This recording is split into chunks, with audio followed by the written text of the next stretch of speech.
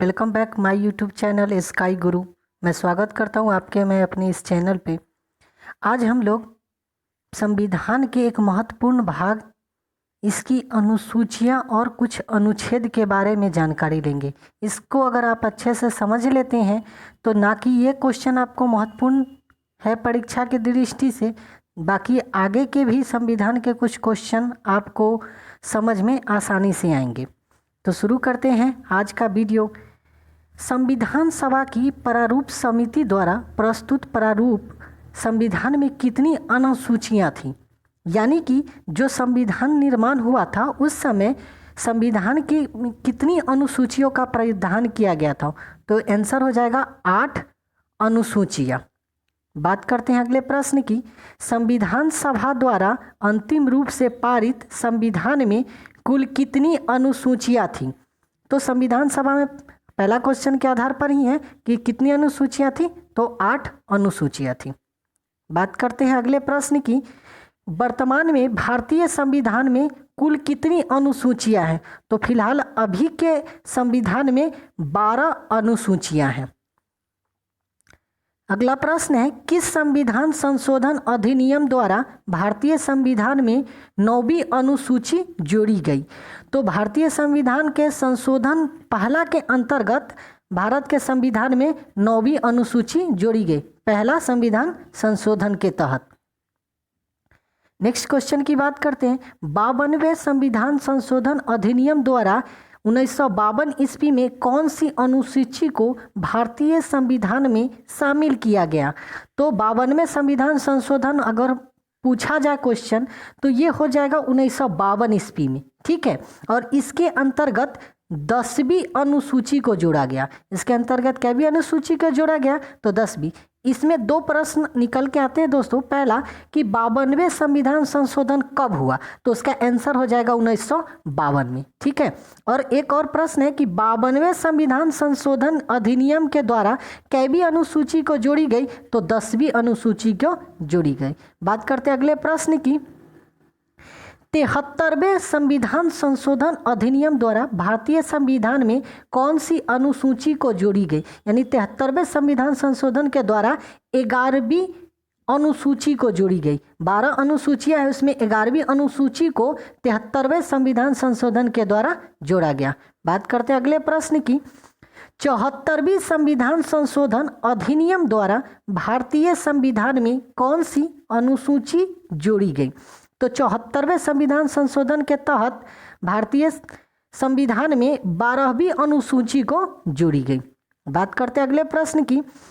संविधान की द्वितीय अनुसूची संबंधित है, यानी कि भारतीय संविधान का जो दूसरी अनुसूची है वह संबंधित है। तो जितने भी अधिकारियां हैं, यानी जितने भी अधिकारी लोग हैं, उनकी वेतन का प्रावधान दूसरे अनुसूची के अंतर्गत किया गया है।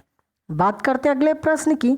भारत संघ में शामिल राज्यों और केंद्र शासित प्रदेश का उल्लेख भारतीय संविधान के किस अनुसूची में है? यानी कि जितने भी भारत के संघ शासित प्रदेश और राज्य है वह भारत के संविधान की प्रथम अनुसूची में शामिल किया गया है। बात करते अगले प्रश्न की। भारतीय संविधान की तीसरी अनुसूची का संबंध है, यानी कि भारतीय संविधान का जो तीसरी अनुसूची है, तीसरी अनुसूची का संबंध किससे है? तो शपथ से। यानी कि जितने भी राजनेता या जो भी अधिकारी होते हैं वह शपथ ग्रहण करते हैं, तो ये इसका प्रावधान तीसरी अनुसूची के अंतर्गत किया गया है, ठीक है। बात करते हैं अगले प्रश्न की। संविधान की किस अनुसूची में प्रत्येक राज्यों तथा संघ राज्य क्षेत्र के लिए राज्यसभा में स्थानों का आवंटन की सूची है? यानी कि संविधान के अनुसूची कौन सी है जिसमें प्रत्येक राज्यों को तथा उसके राज्य के क्षेत्र यानी संघ राज्य क्षेत्र है उसमें राज्यसभा के लिए कितनी सीटें और किनको मिलेगी, इसका निर्धारण चतुर्थी अनुसूची में यानी कि चौथे अनुसूची में। बात करते अगले प्रश्न की। भारत के संविधान की 6ठी अनुसूची का संबंध है, यानी कि भारत के संविधान का जो 6ठी अनुसूची है उसका संबंध किससे है? तो जनजातीय क्षेत्र से, यानी जितने भी जनजातीय क्षेत्र है उसका वर्णन भारत के संविधान की 6ठी अनुसूची में किया गया है।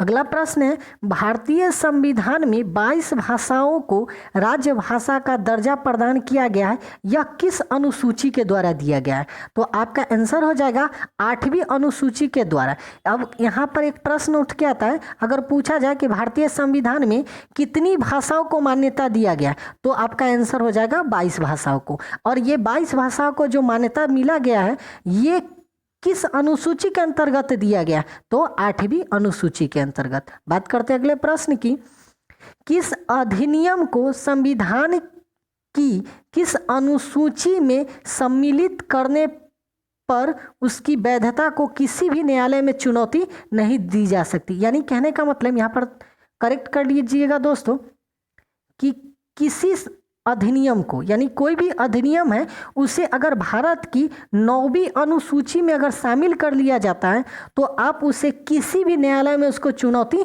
नहीं दे सकते हैं। ठीक है, बात करते हैं अगले प्रश्न की, किस राज्य के आरक्षण विधेयक को 9वीं अनुसूची में सम्मिलित किया गया? यानी एकमात्र भारत का ऐसा राज्य है जिसकी आरक्षण विधेयक को, यानी उसको जो आरक्षण मिलेगा उसको 9वीं अनुसूची के अंतर्गत रखा गया, यानी कि तमिलनाडु को। यानी कि तमिलनाडु एकमात्र ऐसा राज्य है जिसका आरक्षण का विधेयक 9वीं अनुसूची में रखा गया। नेक्स्ट प्रश्न है, दल बदल के आधार पर निर्वाचित सदस्यों की अयोग्यता या योग्यता संबंधित विवरण संविधान की किस अनुसूची में दिया गया है? तो यह संविधान की 10वीं अनुसूची में दिया गया। दल बदल प्रणाली हमारे देश में है, जैसे कि कोई नेता किसी पार्टी से जीत लेता है और उसके बाद वो अपना दल बदल के किसी अन्य पार्टी में शामिल हो जाता है, तो उसकी अयोग्यता को जो नापने का पैमाना है वह 10वीं अनुसूची के अंतर्गत रखा गया है। ठीक है, बात करते हैं अगले प्रश्न की, भारतीय संविधान की 11वीं अनुसूची का संबंध है। यानी कि भारत का जो अनुसूची है 12, उसमें 11वीं अनुसूची किससे संबंधित है? यानी कि पंचायत राज से। यानी कि हमारे जो मुखिया के अंतर्गत, यानी मुखिया का चुनाव वगैरह जो भी होता है, वो पंचायत में जितने भी कार्य विधि होते हैं वो पंचायती राज व्यवस्था के अंतर्गत आता है, और यह भारत की संविधान की 11वीं अनुसूची में रखा गया है। बात करते हैं अगले प्रश्न की, भारतीय संविधान के बारे में अनुसूची का संबंध है। यानी कि भारतीय संविधान, थोड़ा सा इसको करेक्ट कर लीजिएगा दोस्तों, कि भारतीय संविधान में 12वीं अनुसूची का, यानी कि 12वीं अनुसूची का संबंध किससे है? तो भारतीय संविधान में 12वीं अनुसूची का संबंध नगर पालिका के अधिकारों से संबंधित है। 11वीं अनुसूची है पंचायती राज से और 12वीं अनुसूची है नगर पालिका से। ठीक है, बात करते हैं अगले प्रश्न की, यदि भारत संघ को एक नए राज्य का सृजन करना है तथा उसके सीमाओं का निर्धारण करना है तो संविधान की किस अनुसूची को संशोधित किया जाना चाहिए? यानी कि अगर भारत में कोई नया राज्य बनता है जनसंख्या के दृष्टि से या क्षेत्रफल के दृष्टि से, या किसी नए राज्य का सीमा का निर्धारण करना हो कि इस राज्य की सीमा यहाँ से ना होकर यहाँ से होगी, तो इसका निर्धारण करने के लिए संविधान की प्रथम अनुसूची को संशोधित करना होगा। इसमें संशोधित किए बिना आप कोई भी नए राज्य का सृजन नहीं कर सकते, या नहीं नया राज्य बना सकते हैं, और न उसकी सीमाओं को परिवर्तित किया जा सकता है। ठीक है, अगला प्रश्न है, संविधान सभा द्वारा अंतिम रूप से पारित संविधान में कुल कितने अनुच्छेद और अनुसूचियां थी? यानी कि जब हमारा संविधान निर्माण होकर तैयार हो गया था, तो कहने का मतलब उस समय में उसमें कितने अनुच्छेद और कितनी अनुसूचियां थी? तो जब हमारा संविधान बन के तैयार हुआ था तो उसमें 395 अनुच्छेद और 8 ही अनुसूचियां हुई थी। ठीक है, बात करते हैं अगले प्रश्न की, वर्तमान समय में भारतीय संविधान की दृष्टि से कितने अनुच्छेद और अनुसूचियां हैं? यानी कि अभी हमारे संविधान में कितने अनुच्छेद और कितनी अनुसूचियां हैं? तो वर्तमान में हमारे संविधान में 470 अनुच्छेद है और 12 अनुसूचियां। बहुत सारे संविधान संशोधन हुए हैं जिसके अंतर्गत इसमें अनुच्छेदों की संख्या 470 हो गई और अनुसूचियों की संख्या 12। बात करते हैं अगले प्रश्न की, संविधान के किस अनुच्छेद में यह अंकित करता है कि भारत राज्यों का संघ है, यानी कि भारत राज्यों का संघ है, यह अनुच्छेद 1 में इंगित करता है।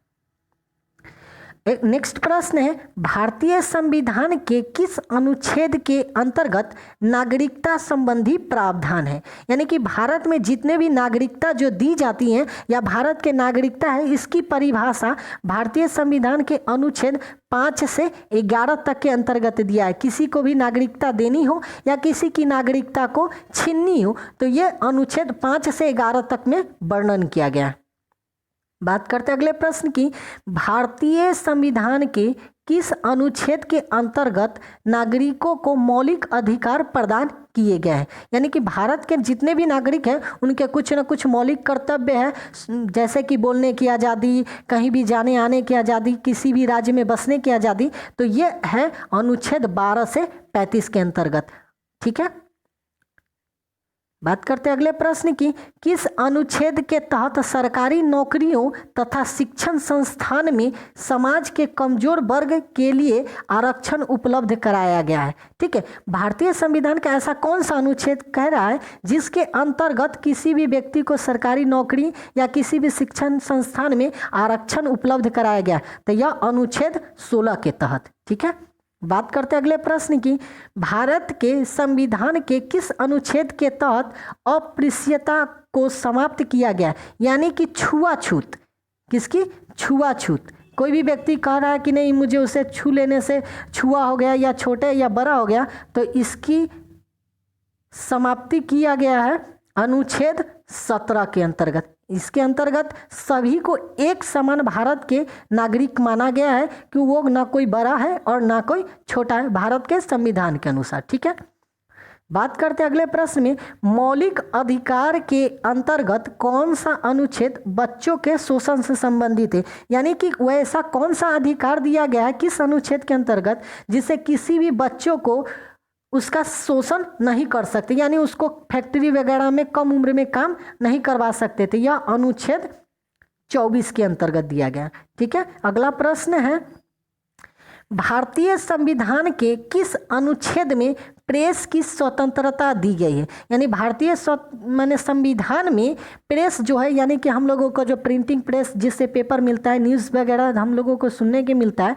तो उसकी आज़ादी 19 के आई के ए के अंतर्गत दिया गया। ठीक है, अनुच्छेद 19 के आई के ए के अंतर्गत दिया गया प्रेस की स्वतंत्रता। आपको अधिकतर क्वेश्चन परीक्षा में पूछे जाते, बोलने की आज़ादी या प्रेस की स्वतंत्रता अनुच्छेद 19 के अंतर्गत आता है। ठीक है, बात करते हैं अगले प्रश्न की, किस अनुच्छेद के अंतर्गत अल्पसंख्यकों के हितों के संरक्षण की व्यवस्था की गई? यानी जो भी अल्पसंख्यक है, पिछड़े हुए हैं, उनकी संरक्षण यानी उनके लिए भी कुछ ना कुछ संविधान में प्रावधान किया गया, तो वह किसके अंतर्गत है? तो अनुच्छेद 29 के अंतर्गत है। ठीक है, बात करते हैं अगले प्रश्न और अंतिम प्रश्न की, किस अनुच्छेद के अंतर्गत भारत का सर्वोच्च न्यायालय नागरिकों के मौलिक अधिकारों की रक्षा करता है? यानी कि भारत के जितने भी नागरिक हैं उनकी मौलिक अधिकारों की रक्षा भारत के संविधान करती है और उसके न्यायालय जो भी है, उच्च न्यायालय या सर्वोच्च न्यायालय, उसकी रक्षा करते हैं। तो वह किस अनुच्छेद के अंतर्गत करते हैं? तो अनुच्छेद 32 के अंतर्गत करते हैं। ये रहा दोस्तों संविधान के अनुच्छेद और अनुसूचियों के विभिन्न प्रश्न। ठीक है, ये आपके परीक्षा के दृष्टि से बहुत महत्वपूर्ण है और इसको अगर आप कंठस्थ कर लेते हैं तो आपके किसी भी परीक्षा में 1 से 2 नंबर फिक्स हो जाते हैं। ठीक है, तो आप उम्मीद करता हूँ कि इसको बहुत अच्छे से ध्यान से देखे होंगे। अगर ये वीडियो आपको हेल्पफुल लगा हो तो लाइक करें, शेयर करें, तथा अगर आप मेरे चैनल पे नए हैं तो चैनल को सब्सक्राइब करें और बेल आइकन को दबा लें ताकि इसकी अगली पार्ट जो बनेगी उसका नोटिफिकेशन आपको मिलती रहे। धन्यवाद।